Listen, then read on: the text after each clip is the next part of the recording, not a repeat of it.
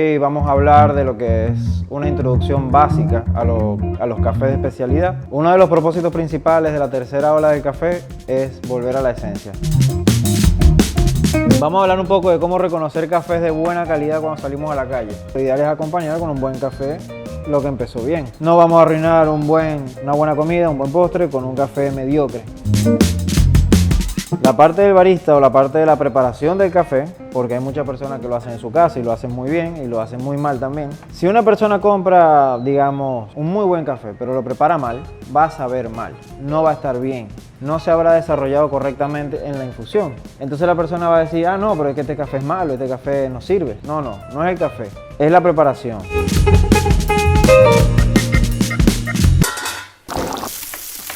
La vaina tiene que estar buena y punto. ¿Qué es lo que es? ¿Cómo están? Bienvenido a Umami, Colectivo y a la cocina de Nike.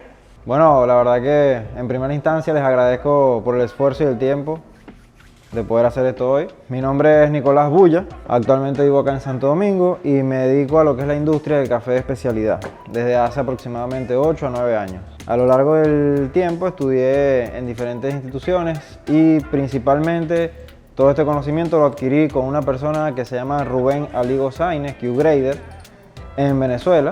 Esto nunca se deja de aprender. Actualmente trabajo en Casa Barista, soy head barista. Mi trabajo básicamente es controlar la calidad del café de la tierra a la taza. Hoy vamos a hablar de lo que es una introducción básica a los cafés de especialidad. Este tema honestamente es muy amplio, vamos a tratar de sintetizar todos los puntos que se van a tocar y evidentemente siempre vamos a estar abiertos a más información. Básicamente vamos a hablar de lo que es café de especialidad y cómo llegamos a este café de especialidad. Existen las generaciones de café. Al principio, la generación italiana, le agradecemos todo lo que ha hecho porque creó las máquinas de espresso, creó lo que es el blend de café, creó lo que sería un mismo sabor a un buen precio todo el año. Entonces la generación italiana propulsó todo lo que es café expreso, hasta lo que conocemos hoy en día, y luego nos vamos a ir introduciendo en lo que sería la segunda generación del café, donde empiezan a nacer estas grandes industrias como Juan Valdez, Starbucks, cadenas que distribuyen el café masivamente, y esto nos quita de cierta manera la atención que le vamos a dar a la finca o la atención que se le da al producto en sí desde la tierra a la taza, en toda su cadena. Esta segunda ola del café, esta industria de grandes, básicamente propulsó lo que es el latte art, propulsó estas bebidas a base de caramelo, a base de chocolate, leche condensada, propulsó los frappés, digamos con caramelo, la crema, todo lo que conocemos hoy como sería un postre ya, no un café como tal. Pasan ciertos años, empezamos a entrar en la industria del café de especialidad porque se le empieza a prestar atención a el origen del producto, a cómo reacciona el café en todo su proceso.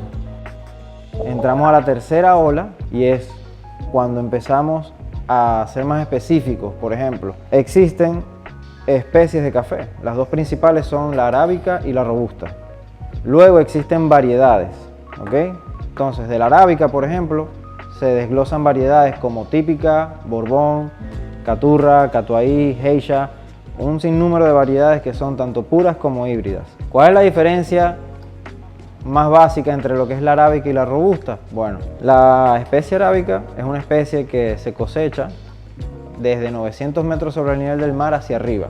Es una planta que requiere mucho más cuidado, es mucho más delicada en la taza, se le sienten muchas notas más florales, mucha acidez, es un poco baja en cafeína. Luego tenemos la robusta, como lo dice su nombre, es robusta porque crece de 900 metros para abajo. Esto quiere decir que es una planta que va a crecer básicamente donde sea, no requiere tanto cuidado, tiene un nivel de acidez clorogénica mucho más alto, esto significa que tiene más cafeína y tiene más amargor. Entonces se caracteriza por tener mucho cuerpo, por darle mucho cuerpo al café. Cuando los italianos mezclan estas dos, lo hacen con el propósito de encontrar un balance perfecto. Pero en el café de especialidad, digamos que el balance se va a encontrar en lo que nosotros podamos oler y degustar. El café de especialidad actualmente se concentra solamente en la arábica porque no se ha terminado de estudiar todas las amplias variedades que tiene. Cada variedad tiene un perfil o, digámoslo así, un ADN. según cómo se siembra esta variedad, cómo se cosecha esta variedad, qué condiciones climatológicas se le da a esta variedad y qué proceso post cosecha se le da a esta variedad y qué tostado se le da a esta variedad, vamos a conseguir un perfil de taza. Entonces, hablemos de cómo un caficultor puede o un productor decide sembrar una variedad de café. Primero, la persona debe estudiar un poco la agronomía, saber si decide o saber si prefiere tener una variedad específica de aquí a 3 años. ¿Por qué? Porque según las condiciones climatológicas que él tenga en su finca, él debe elegir una variedad que pueda estar acorde a esas condiciones. Y esta variedad va a ser desarrollada según el crecimiento de la planta. Por ejemplo, no es tanto la altura que le da la calidad del café. No significa que un café de más altura tiene más calidad. También importa mucho lo que es el microclima que tiene la finca. Un café puede estar a 1600 metros y otro café puede estar a 1300 o a 1200, pero si tiene un microclima adecuado, puede simular una altura de hasta 2000 metros. Para el caficultor o productor, sembrar estas variedades significa pensar a largo plazo. Una vez que se siembran las variedades, se debe tener el cuidado de la planta, sobre cómo le entra el sol, cómo le entra la sombra, sobre cómo cuida la tierra, sobre cómo se madura la planta. Una vez pasen unos años y la planta tenga una edad madura, digamos de 3-4 años, empiezan las cosechas ideales, por decirlo así. Estas cosechas significan el principio de lo que es catar ese café. La cosecha es una de las partes más importantes en el café de especialidad porque es donde seleccionamos la cereza de la planta. Por si no lo saben, el café es una fruta. Y como toda fruta, si nos vamos a comer una fruta muy verde, es muy agria, es muy ácida. Si nos vamos a comer una fruta muy madura, sabe a podrido, básicamente. Entonces una fruta debe estar en un punto ideal de madurez para poder disfrutarla. El café, tal cual, es una fruta. Los productores mandan a cosechar el café, incluso con una técnica que se llama picking, donde los caficultores se pintan las uñas del color de la cereza de la planta. ¿Por qué? Porque hay diferentes tipos de cereza, entonces hay diferentes tipos de colores de cereza. Según la que tenga el productor, ellos se pintan la uña del color donde debería ser ideal la madurez, o por lo menos algo que asemeje, una idea que tengan. Entonces ellos recolectan la cereza a mano. A diferencia del café comercial, que el café comercial recolecta todo con una máquina, entonces se lleva todo tipo de cerezas al cesto. Vamos a pasar a un tema que es un tema más profundo e incluso que desarrolla la vida de este café, que se llama proceso post cosecha. Es una parte donde la mayoría se confunde, pero aquí se va a explicar muy claro. Tenemos 3 tipos de proceso post cosecha inicial. Tenemos el proceso lavado, es uno de los más tradicionales en Centroamérica. Consta en recolectar la cereza, pasarla por un despulpador, entonces la cascarita con la pulpa se van por un lado y la semillita se va por el otro. Esta semillita se coloca en piscinas. Básicamente puede ser de cerámica o cemento, pero se coloca y se sumerge en aguas. Hay productores tan especializados que deciden el tipo de agua que le van a colocar y usualmente usan agua de manantial con altos minerales. Esto permite que se acelere un poco el proceso, donde se retira la pulpa de la semilla y esta semilla queda totalmente limpia. Esto le dicen en algunos países grano de oro.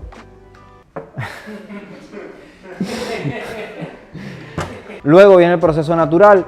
Es un proceso que se utiliza mayormente en Yemen o en países con escasez de agua.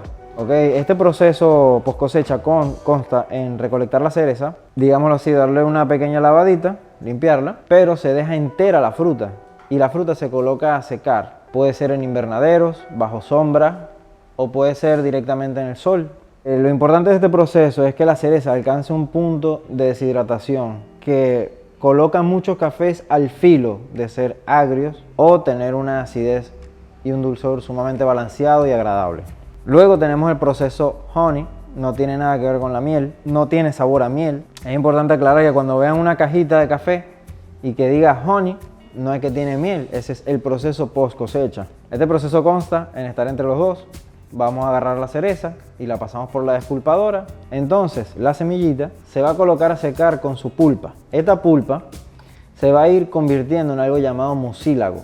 Por eso se le da el nombre del honey, porque si uno agarra con la mano todo ese café, básicamente parece un panal de miel o está muy empegostado, incluso sabe muy dulce. ¿Por qué? Porque al final es pulpa de fruta que se convirtió en mucílago, entonces sumamente dulce. No quiere decir que ese dulzor esté en la taza de café. Lo que hace el proceso Honey es básicamente dar unos matices más complejos a la taza, pero como dije al principio, todo depende de todo. No hago nada si coseché mal el café y hago un proceso interesante, y no hago nada si tengo un buen café y hago un mal proceso. Luego de esta parte, de los procesos, lavado, natural y honey, vamos al área de secado. Usualmente los cafés comerciales secan el café en pavimento, en cemento, lo pisan, lo rastrillan, no tienen como una medida de café que colocan en cama, y esto ocasiona que muchos cafés tengan olores a tierra, olores a maíz, a garbanzo. Este tipo de olores viene también porque el café es un ente vivo desde que nace en la planta hasta incluso un mes después de tostado. El café absorbe y exhala. Entonces, en esa respiración, si colocamos, por ejemplo, un café a secar en un pavimento y quizás al lado sí haya ciertos tipos de maíces, tierra, etcétera, el café sí se va a contaminar. No va a agarrar necesariamente ese sabor, pero sí va a ser un contaminante y va a ser un propulsor de un defecto en la taza.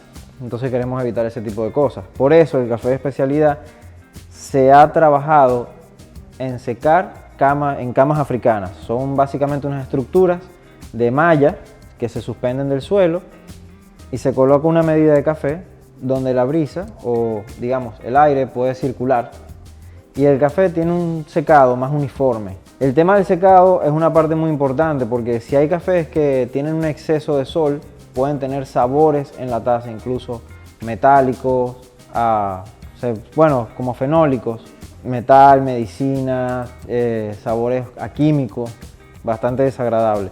Esa es la parte del secado. Luego viene otra parte que es la parte del almacenamiento. ¿Cómo guardamos el café? Una vez que secamos el café, ¿cómo lo vamos a guardar? Preferiblemente el café siempre se va a guardar en fundas o empaques al vacío. Pueden ser Grind Pro o simplemente sellado al vacío. La industria del café comercial no se preocupa tanto por esa parte, sino que usan fundas cualquiera, incluso le abren hoyos para que el café respire.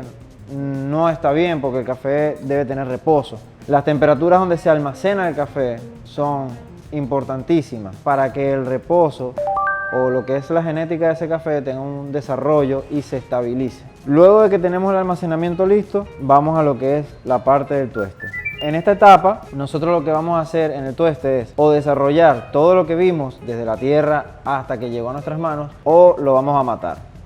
Entonces, por eso que la industria del café de especialidad es tan tajante y hace tanta referencia a lo que es la sostenibilidad, a preocuparse tanto por el producto y preocuparse tanto por el tipo de café, por el productor, por todo lo que costó llevar ese café a sus manos. Yo voy a empezar a preparar un café ahora, mientras les explico algunas cosas del tueste. Para hablar un poquito y ponernos en contexto, este café es de Barahona, origen local, tostado por Casabarista, nosotros. Este café es una variedad típica, tiene un proceso de lavado y se considera un nanolote porque la cosecha que hubo de este café fue muy poca. O sea, esta es una muy pequeña parcelita de café de la cual se sacó, se seleccionó y se procesó, y lo que quedó fue honestamente muy poco, unos cuantos kilos nada más, y pues lo pudimos comprar. Para seguir el contexto con el tueste, básicamente el tostado es un desarrollo químico orgánico que se va a hacer con el café. Cuando vamos a tostar el café se tienen en cuenta muchísimas cosas. Primero, el nivel de humedad del café verde cuando abrimos la funda. Ese nivel de humedad nos permite entender un poco hacia dónde tenemos que ir con ese tueste y también nos permite entender si hay algún defecto en el tueste que puede venir de allí. Luego, las tostadoras actuales, vamos a decirlo con las actuales, tienen una cantidad de sensores. Esto nos permite medir la temperatura del tambor, nos permite medir la temperatura o la fuerza que le damos con la llama al tambor, nos permite medir también la entrada de aire.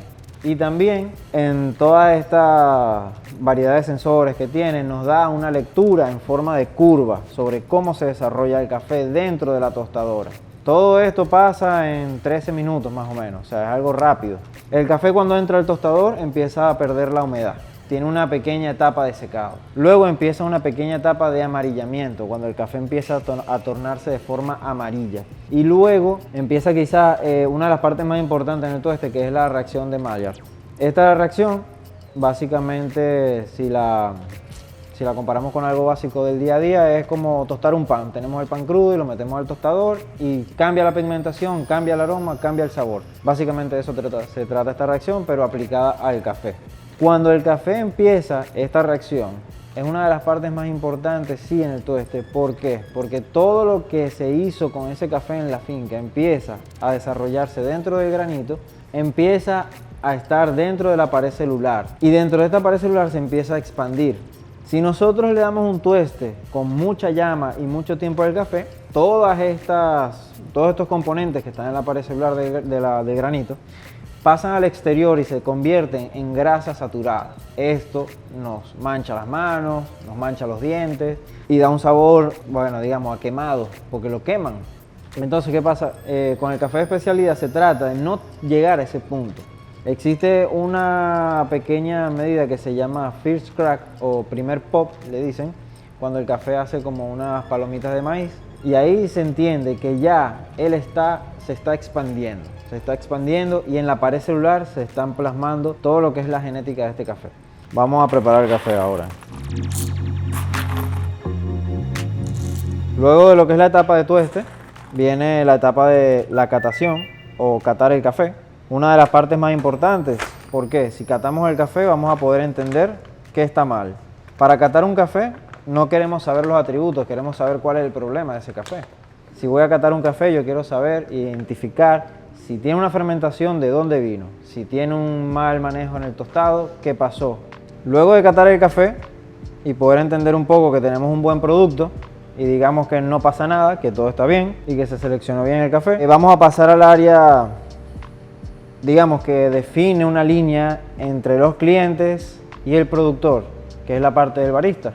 La parte del barista o la parte de la preparación del café, porque hay muchas personas que lo hacen en su casa y lo hacen muy bien y lo hacen muy mal también, va a hablar del café. Por ejemplo, si una persona compra, digamos, un café, un muy buen café, pero lo prepara mal, va a saber mal, no va a estar bien, no se habrá desarrollado correctamente en la infusión. Entonces la persona va a decir, ah, no, pero es que este café es malo, este café no sirve. No es el café, es la preparación. ¿Qué ocurre, señores? Si el café pasó por todo lo que pasó, el productor se esmeró en sembrar un tipo de variedad, se esmeró en cosecharlo bien, se esmeró en limpiarlo bien, se esmeró en procesarlo, almacenarlo bien, y el tostador se esmeró en desarrollar lo máximo de ese café, en exponerlo lo mejor posible. No quiere decir que no hayan pequeñas cosas en el camino, porque es un trayecto largo, es una cadena que no tiene nada que ver, pero que a la vez se alimenta una de otra. Resulta que si lo preparamos mal, todo ese trabajo que se hizo no sirvió de nada. Entonces hay que prestar mucha atención cuando se prepara un café. Hay maneras muy sencillas de preparar un café y hay maneras muy sencillas de dañarlo también. Con tan solo no prestar atención a los parámetros, ya estamos abriendo una ventana a tener un descontrol y no saber qué cantidad ponemos, no saber qué temperatura de agua usar, no saber qué tipo de filtro o qué tipo de método usar. Si sabemos esa cantidad de cosas, podemos, digamos, encontrar el punto donde ese café va a saber mejor. Este café que voy a preparar hoy se va a hacer en B60. Esto es un método de filtro bastante común. Hay diferentes tipos de materiales para el método de filtro.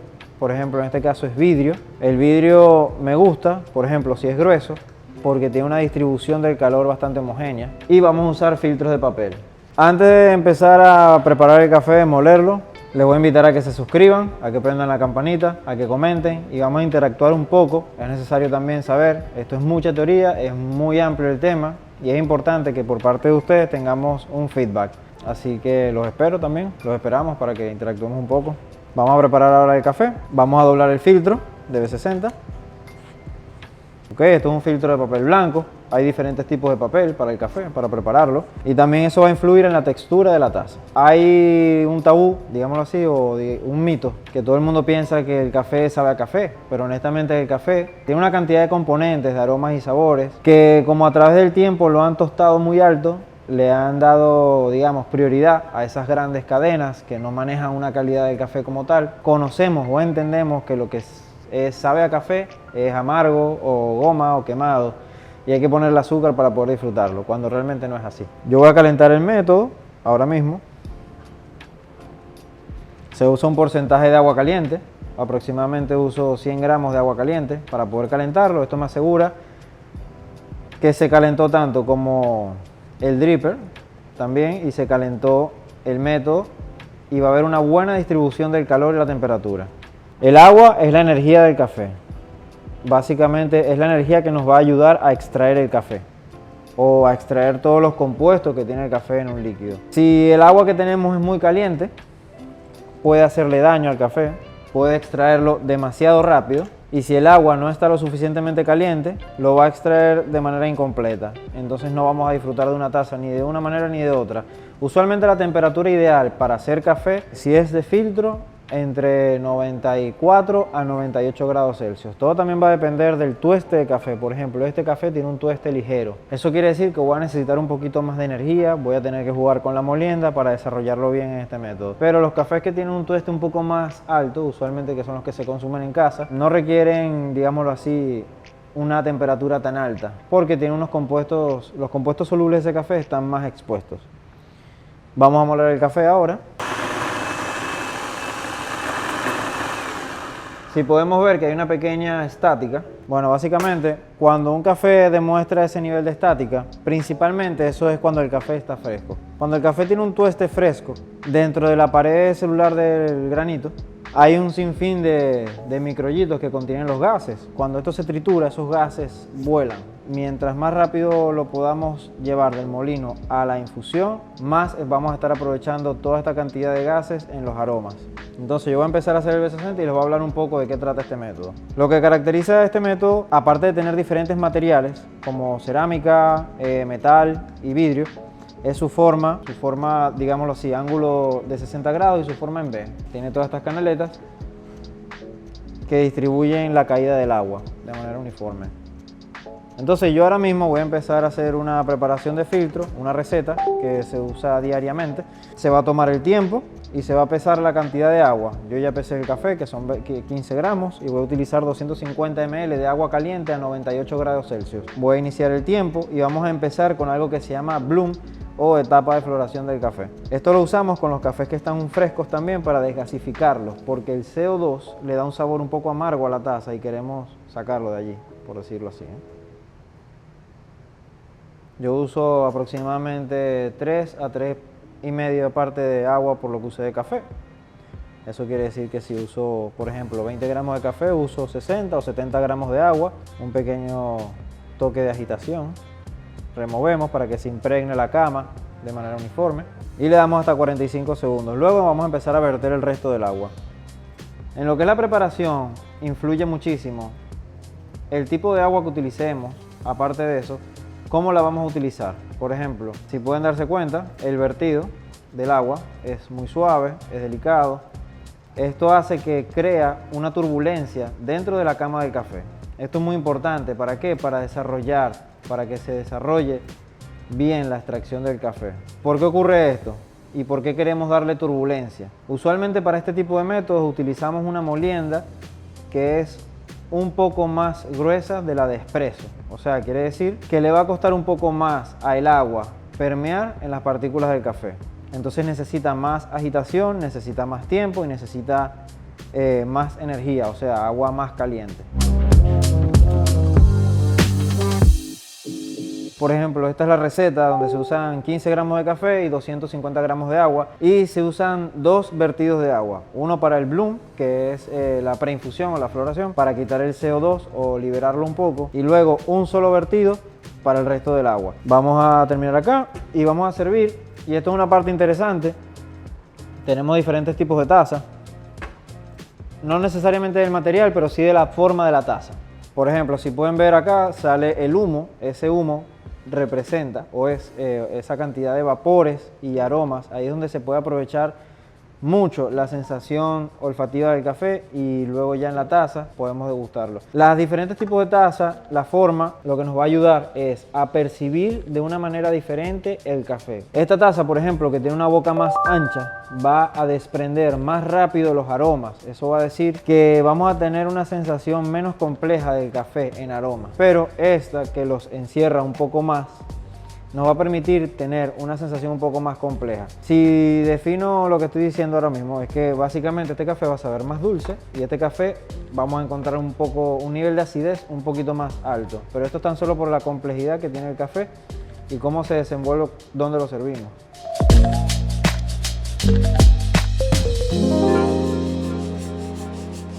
¿Cuál es la temperatura ideal para tomar el café? La temperatura ideal para tomar el café básicamente es desde los 96 Celsius hasta que se te ponga en 50 Celsius. ¿Por qué? En las cataciones de café, incluso cuando se rompe la costra, porque el café en la cata no se filtra, cuando se rompe la costra y se va a probar el café se deja enfriar. O sea, bueno, no se deja enfriar, se deja temperar. Entonces, un café cuando es bueno, cuando tiene una buena calidad, un buen tostado y una buena preparación, lo vamos a poder disfrutar desde que esté caliente, como en 98 Celsius, hasta sus 50 Celsius, incluso hasta más frío. Eso también va a depender del gusto, pero lo ideal es que lo disfruten en toda esa etapa, porque los componentes van variando, hay componentes que van yéndose de la taza.